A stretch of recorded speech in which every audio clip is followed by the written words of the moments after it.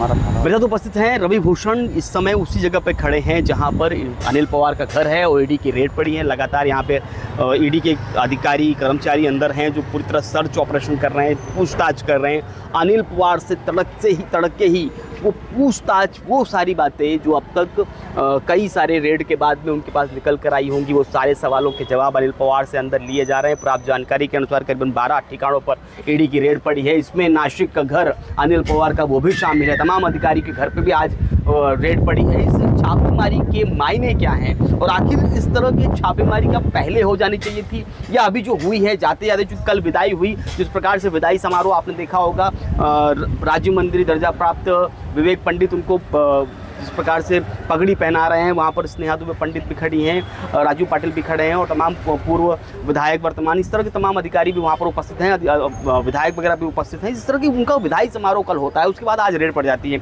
इन सब मामलों में बातचीत करते हैं रवि भूषण से और जानते हैं रवि जी क्या लगता है जिस तरीके से रेड पड़ी है, इस रेड को क्या किस तरीके से आप देखते हैं?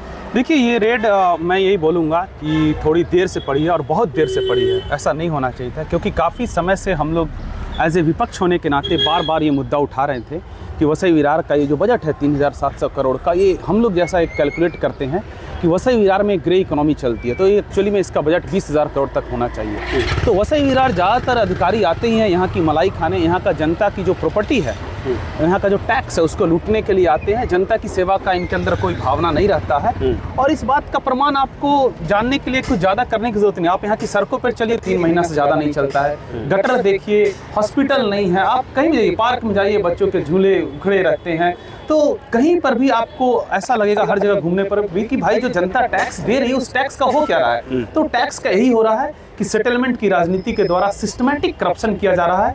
और उनको विदाई हुआ बड़ा सम्मान तरीके से, उनको जिस तरह से ऐसा लग रहा था बहुत बड़ा इन्होंने तीर मारा है क्षेत्र में, जिस तरह से उनका विदाई समारोह का नहीं, इनके विदाई समारोह का यदि कोई भी अच्छा इंसान और जो वसई विरार से प्रेम करता है, जैसे कि ठीक है मैं एक कांग्रेस पार्टी से हूँ लेकिन उसके पहले मैं वसई विरार का एक टैक्स पेयर हूँ, मैं भी प्रॉपर्टी टैक्स देता हूँ, तो कोई भी ढंग का और ईमानदार आदमी है वो ऐसे लोगों का हमेशा बाइकआउट करेगा।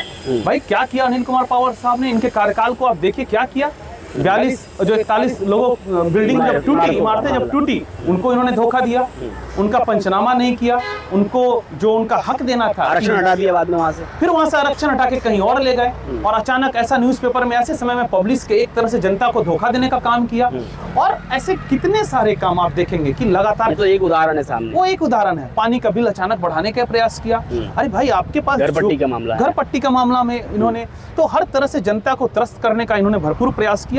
मुझे बहुत ही आश्चर्य हुआ कल विवेक पंडित जैसे वरिष्ठ नेता उनको पगड़ी पहना रहे हैं। अरे भाई वो भ्रष्टाचार की पगड़ी कल आपने पहनाई, आज देखिए उतर गई। तो आपको ऐसे नेता से सम्मान की बात है, सम्मान की बात है, लेकिन कांग्रेस पार्टी का कोई आदमी नहीं हुआ था। जब हमें मालूम है कि वो आदमी महाभ्रष्ट है तो उससे थोड़ी दूरी बना के रखने में हमें क्या हर्ज है। हर सेन के मुद्दे पे उस बच्चे को न्याय देने में ये साफ हाथ खड़ा कर दिए अनिल कुमार पवार। और जब भी ये रेड हुआ, ईडी की जब रेड हुई और उसमें रेड्डी को पकड़ा गया, जिसकी डिमांड हम लोगों ने हमेशा की थी, तो हम लोग बार बार यही मतलब ईडी की जो आपका कहना है, जब वाईएस रेड्डी की रेड पड़ी उसके बाद में ही इन पर तुरंत पड़ जानी चाहिए। बिल्कुल, क्योंकि देखिए ईडी का जब अभी तक का हम ट्रैक रिकॉर्ड देखते हैं तो ईडी ऐसे तैसे जैसे तैसे कोई ना कोई लिंक निकाल लेती है। तो ऐसा भी क्यों नहीं, विपक्ष को परेशान करने के लिए, जैसे आम आदमी पार्टी का केस हो, कांग्रेस पार्टी का और बहुत सारे केस और पुराने केस निकालना।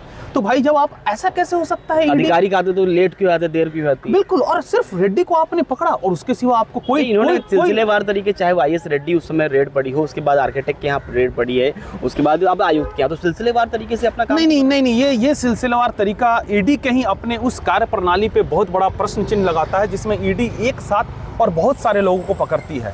अभी क्या है कि जैसे आपने रेड्डी को पकड़ा, बहुत अच्छा काम किया। हम लोगों ने हमेशा मांग किया कि ईडी का रेड यहाँ पे होना चाहिए। जैसे मैं एक कहावत ही बोलता था ईडी को कि कहाँ घूम रहे हो उड़ीसा बिहार में, कुछ दिन तो गुजारो वसई विरार में। तो हम लोग बहुत धन्यवाद देते हैं ईडी को कि वसई में वो आए हैं। और मैं बोलना चाहूंगा कि ईडी कृपया करके वसई में आप रुकिए, पार्लियामेंट ऑफिस बनाइए, कुछ निकल कर आएगा। यदि निकल के नहीं आया तो इसका मतलब यही होगा कि ईडी भी कहीं ना कहीं सेटलमेंट की राजनीति का एक हिस्सा है। मतलब आयुक्त, ये जिस तरह से आयुक्त थे वो उस तरह से कर्तव्यनिष्ठ नहीं थे, काम अपने ढंग से नहीं कर रहे थे और ईडी की रेड बहुत पहले पड़ रहे थे। आप क्या नहीं करते? बिल्कुल, ईडी की रेड बहुत पहले, बहुत देर से आई, बहुत देर से आई।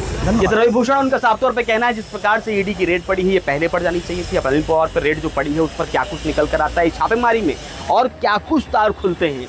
आखिर अनिल पवार पे ईडी किस प्रकार से बड़े पैमाने पे कार्रवाई करती है या कार्रवाई के बाद कुछ नहीं निकल कर आता, ये सारी बातें देखने वाली बात होगी। आज के लिए ये महत्वपूर्ण खबर है।